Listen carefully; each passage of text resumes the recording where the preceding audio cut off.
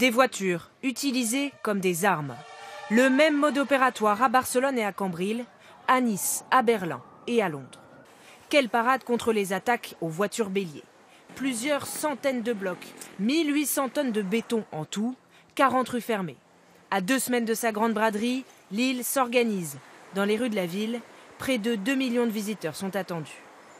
L'idée, c'est que dans la braderie, il n'y aura ni camion ni voiture à l'intérieur. Et il n'y aura pas moyen non plus de rentrer avec un véhicule pendant la braderie. Autre parade à Strasbourg, une dizaine de bornes rétractables dans les rues bondées du centre-ville. On a des livraisons à faire, on a les secours qui doivent intervenir, on a les véhicules incendie, le véhicule du SAMU. Donc ça nous donne la souplesse d'emploi et en ayant la sûreté nécessaire si besoin. Leur efficacité est-elle réellement prouvée?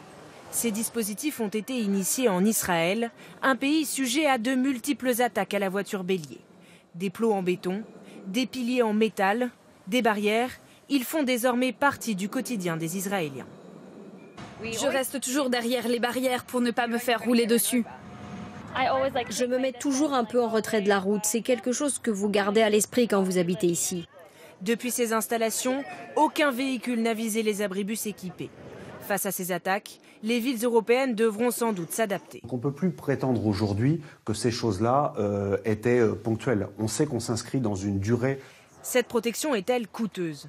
Cette entreprise s'est spécialisée dans la production de blocs de béton à destination des lieux touristiques. Ces commandes ont quadruplé en un an. Comptez entre 250 et 500 € pour un bloc de béton, pour une borne rétractable entre 30 et 40 000 €. L'aménagement des villes coûte cher. 30 millions d'euros au total, par exemple, pour sécuriser les 4 km sur la promenade des Anglais, à Nice.